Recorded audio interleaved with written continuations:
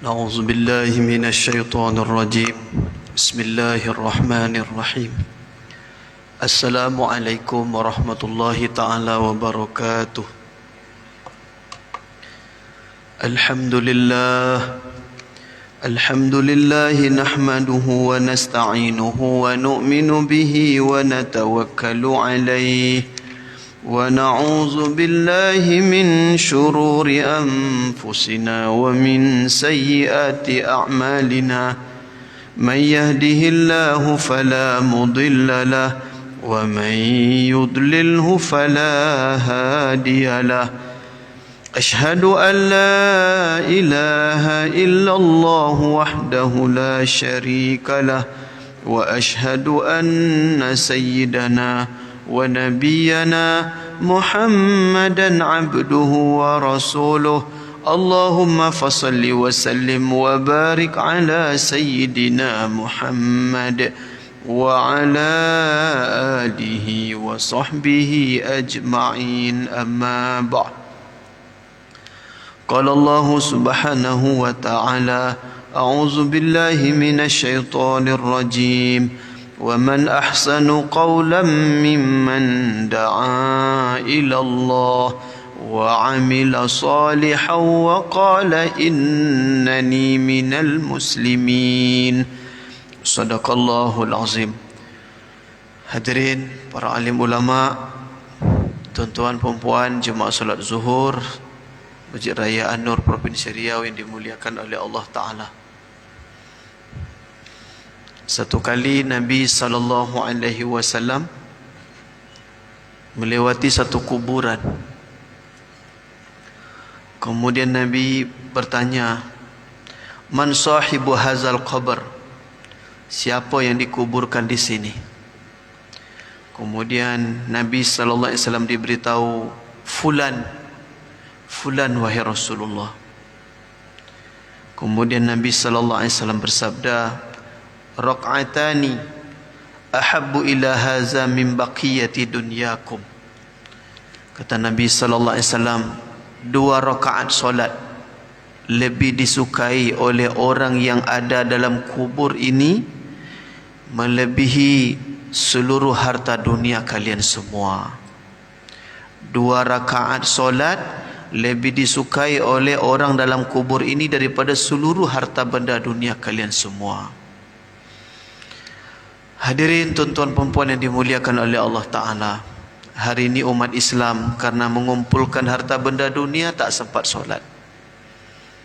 Gara-gara sibuk kerja tak sempat masuk ke masjid. Kerja di masjid, tukang masjid, tapi dengar azan tak masuk masjid. Kerja di pasar, dengar azan, tak ada kekuatan meninggalkan toko, meninggalkan kedai. Padahal kata Nabi SAW, 2 rakaat solat. 2 rakaat solat. Dalam kitab ini dimasukkan hadis ini dalam bab solat sunat. Bukan solat fardu, solat wajib. Izin Ustaz.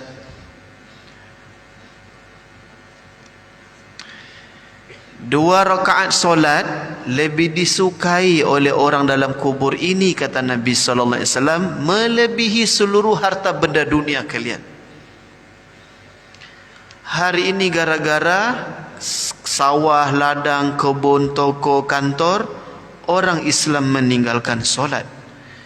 Padahal 2 rakaat solat, bukan 4 rakaat, bukan rakaat yang banyak, 2 saja. Kata Nabi SAW, lebih dicintai, lebih diinginkan oleh orang dalam kubur ini, kata Nabi, daripada seluruh harta benda dunia kalian semua. Hadirin tuan-tuan yang mulia, alhamdulillah kita sudah berada di dalam masjid untuk menunaikan solat zuhur berjemaah semata-mata karena hidayah dari Allah, pilihan Allah. Bukan kerana kemampuan kita, bukan sehat badan kita, bukan kerana bagusnya kenderaan mobil kita, tidak. Bukan kerana banyaknya ilmu kita, tidak. Banyak lagi orang lebih alim daripada kita. Banyak lagi orang rumah lebih dekat ke masjid daripada kita. Banyak lagi anak-anak muda badan lebih sehat daripada kita. Kajian zuhur kita pada siang ini ada beberapa hadis Nabi sallallahu alaihi wasallam tentang pentingnya solat berjemaah dan memakmurkan masjid sesuai dengan tema kajian zuhur kita. Ada satu yang menjadi kerisauan saya dan kerisauan ustaz-ustaz yang lain. Saya yakin ini juga menjadi fikir risau kita semua, iaitu ketika solat berjemaah masih ada sebahagian dari jemaah masjid yang susah untuk meluruskan saf, berat untuk ke depan mengisi saf yang pertama, terutama di hari Jumaat. Hadis riwayat Imam Bukhari, kata Nabi sallallahu alaihi wasallam, dan ini sering imam-imam kita kalau sebelum imam angkat takbir, hadis ini sangat popular ini dibaca, disampaikan oleh imam kita sebelum memulai solat berjemaah. Sawu sufufakum, biasa kita dengar kan? Luruskanlah saf-saf kalian. Fa inna taswiyatas sufuf, karena meluruskan saf min iqamati solah, termasuk mendirikan solat. Meluruskan saf termasuk mendirikan solat. Saf untuk laki-laki yang paling afdal di mana? Paling depan. Saf yang paling afdal untuk perempuan di mana? Paling belakang. Kalau ada laki-laki suka saf paling belakang, berarti apa? Jangan cakap perempuan. Laki-laki yang menjaga pintu supaya orang tak cepat keluar, dihalang. Pak tetap dalam masjid, Pak kita ada kajian. Sangka baiklah Pak Haji, jangan sangka buruk. Semua kita niat, insya-Allah kita niat semua masuk saja masjid, yang kita cari saf mana? Saf paling depan. Jangan saf, biasanya orang saf paling belakang itu tanda-tanda dia cepat-cepat nak keluar dari masjid tu. Habis solat tak sempat doa, tak sempat zikir, dia cabut dari masjid. Kalau dapat kita ambillah saf paling depan. Kemudian kita lanjut, ni hadis riwayat Imam Bukhari juga dari Abu Hurairah radhiyallahu taala anhu.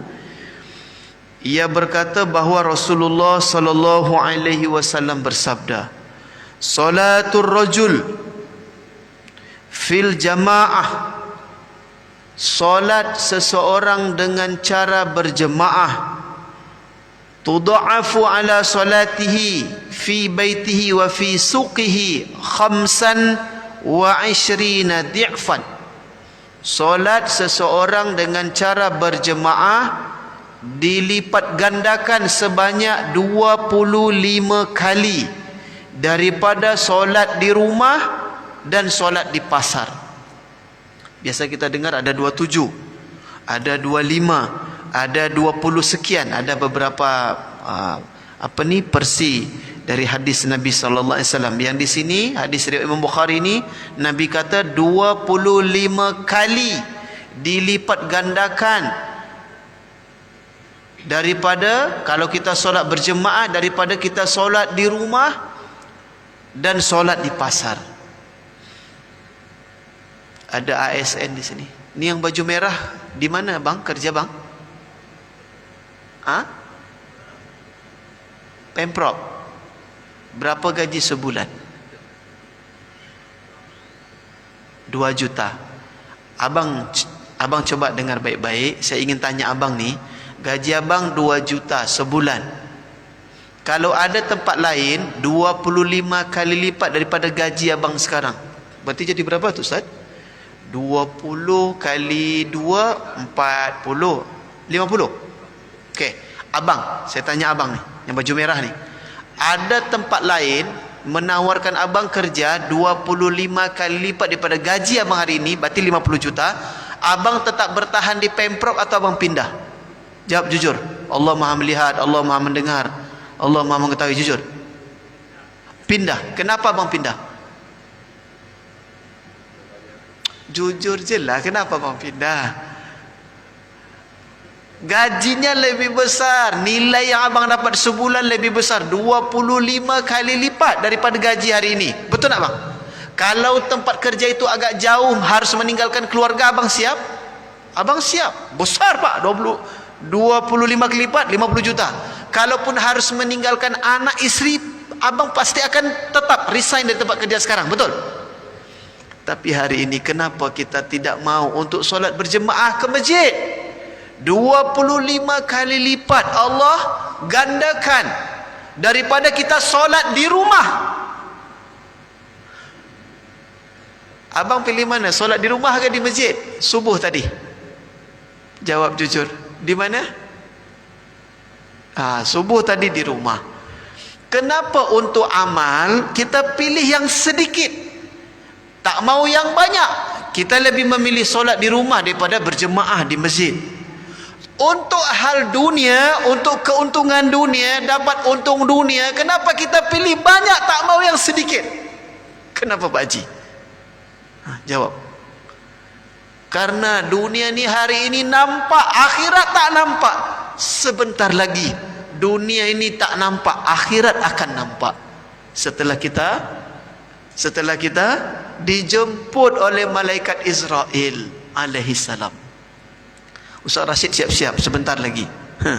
Jangan anggap masih muda, masih panjang umur, tak ada.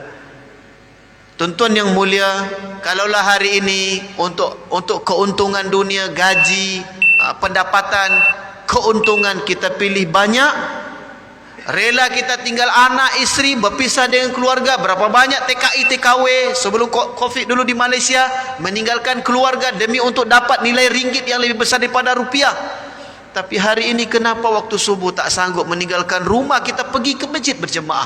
Dengan azan, dengar azan berkumandang, kenapa kita tidak sanggup meninggalkan pekerjaan kita, sawah, ladang, kantor, pasar, toko kita, untuk datang zuhur berjemaah, asar berjemaah, 5 waktu berjemaah? Berapa kali lipat? 25 kali lipat. Izin Pak Komandan, apakah seluruh security, staf karyawan Anur semuanya zuhur berjemaah? Ini PR masalah kita ni. Dan ini sudah lama kita bahas. Ada apa ni? Harusnya staf-staf yang ada di masjid, karyawan masjid, petugas masjid, mereka lah ahli-ahli masjid, yang pertama sekali masuk masjid, betul tidak? Mahasiswa UIN banyak jadi ghori masjid. Ketika dia jaga masjid, alhamdulillah 5 waktu berjemaah. Balik kampung cuti semester, apa jadi ustaz? Masih ke masjid? Wallahu alam. Hadirin tuan-tuan yang mulia, mari sama-sama kita niat dalam hati, kita pasang niat kuat-kuat dalam hati. Jangan lagi ada di antara kita yang mencari-cari alasan untuk tidak ke masjid ketika sudah dengar azan berkumandang. Jangan gara-gara Piala Dunia ni semifinal, dah semifinal dah, demam Piala Dunia ni, gara-gara nonton semifinal, final Piala Dunia tertinggal solat subuh berjemaah, begadang malam nonton bola, lewat solat subuh berjemaah. Na'udzubillah. Satu lagi, masih ada waktu Ustaz Rashid? Satu lagi boleh Ustaz? Hadis riwayat Imam Abu Daud dari Ubay bin Ka'ab radhiyallahu taala anhu, bahwa ia berkata bahawa Nabi sallallahu alaihi wasallam bersabda, inna salatar rajul ma'ar rajuli, sesungguhnya solat satu orang laki-laki bersama laki-laki yang lain, azka min salatihi wahdah, lebih baik daripada ia solat sendiri. Solat dengan berkawan, dengan berjemaah lebih baik daripada solat sendiri. Wa salatahu ma'ar rajulaini azka min salatihi ma'ar rajul, solatnya bersama dua orang laki-laki yang lain lebih baik daripada dia solat sendiri. Solat berdua lebih baik daripada solat sendiri, solat bertiga lebih baik daripada solat sendiri. Ujung hadis ini kata Nabi, wa ma kasura fahuwa ahabbu ila Allah azza wa jal, semakin banyak jumlah jemaahnya semakin dicintai oleh Allah. Semakin ramai jumlah jemaah yang solat, semakin dicintai oleh Allah. Sekarang saya tanya kita semua, kalaulah betul solat yang kita lakukan sebagai salah satu cara untuk kita dapat cinta Allah Ta'ala, kenapa kita solat sendiri di rumah? Kenapa tak ke masjid? Betul Pak? Kalaulah solat yang hari ini kita lakukan untuk dapat cinta Allah, sayang Allah, ridha Allah, kenapa kita tak pilih berjemaah ke masjid? Ramai-ramai kita di masjid, kenapa pilih sendiri di rumah? Padahal kata Nabi, semakin banyak jumlah jemaah orang yang solat, semakin dicintai oleh Allah. Maka saya ingatkan diri saya dan kita semua, sampai mati kita jaga 5 waktu berjemaah di masjid, di musola, di surau, mana-mana yang terdekat untuk kita datang. Dan jangan lagi ada di antara kita yang solat di rumah sendiri-sendiri. Semua bersedia insya-Allah? Subhanallah bihamdihi, subhanakallahumma rabbana wa bihamdika, nashhadu an la ilaha illa anta nastaghfiruka wa natubu ilaik. Wassalamualaikum warahmatullahi wabarakatuh.